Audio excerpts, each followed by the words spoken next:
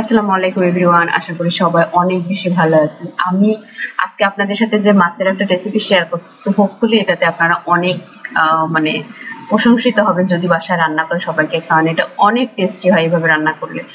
তো এখানে আমি হচ্ছে যে এইটা রান্না করার জন্য আপনারা রুই, কাতল, সিলভার কাপ যে কোনো মাছই নিতে পারেন। যে কোনো বলতে রুই, কাতল, সিলভার কাপ এই ধরনের মাছগুলো নিতে পারেন।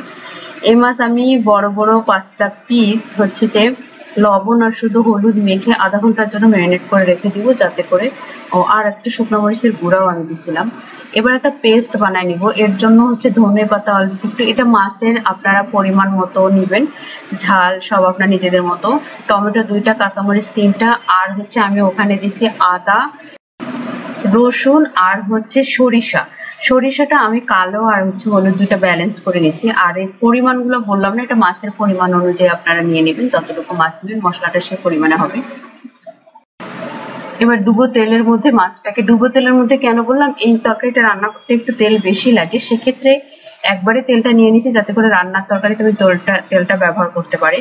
তো আমি মাছটাকে একটু মোটামুটি লাল করে ভেজে নিচ্ছি। আর একটু ভাজাটা নর্মালি যখন আমরা মাছ রান্না করি হালকা ভেজে নিলে হয়, তবে এটা একটু চেষ্টা করবেন খুব বেশি ফ্রাই না, তবে মোটামুটি লাল করে ভেজে নেওয়ার জন্য। এবার সবগুলো মাছ একে একে ভাজার পরে এক্সট্রা যে তেলটা থাকলে ওই তেলটাই আমি আরেকটা কড়াইতে দিয়ে এখন রান্না করব। এখানে একটু শুকনো মরিচের গুঁড়া আর একটু ওই তেলের মধ্যে আর একটু হলুদ গুঁড়া দিয়ে দিলাম তেলের মধ্যে।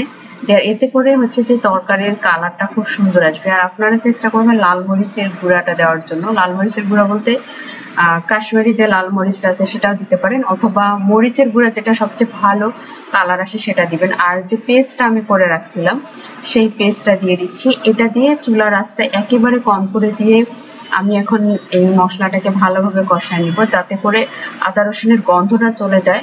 তেলটা যখন উপরে ভেসে আসবে তখন আমি হচ্ছে যে টমেটো পেস্টটা আলাদা করে রাখছিলাম সেই টমেটো পেস্টটা এখানে দিয়ে দিব।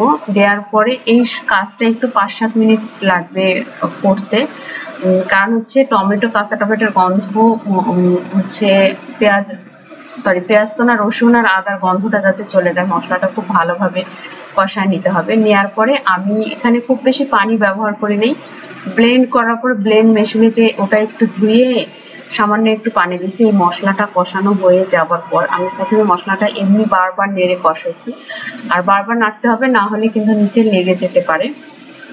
তো মোট কথা আচারের মতো আর কি। মশলাটা কষা নেওয়ার পর এখানে কষানো মশলার মধ্যে আমি মাছটা দিয়ে খুব অল্প আছে 2-3 মিনিট চুলাতে রেখে দিয়েছিলাম, দমে যেভাবে রাখে সেভাবে। কালার দেখে বুঝতে পারতেছেন। আর এই ভিডিওটা আমি রাত্রে করছি, সো তারপরেও মাছের কালারটা কত সুন্দর আসছে। আর এটা মানে মশলাটা নাড়তে নাড়তে কালারটা অটোমেটিক্যালি সুন্দর চলে আসবে। আপনারা রেসিপিটা ট্রাই করে দেখবেন, এটা খেতে অনেক মজা হয়। সবাই ভালো থাকবেন, সবার জন্য অনেক বেশি শুভকামনা। আমি এখানেই চলে যাই।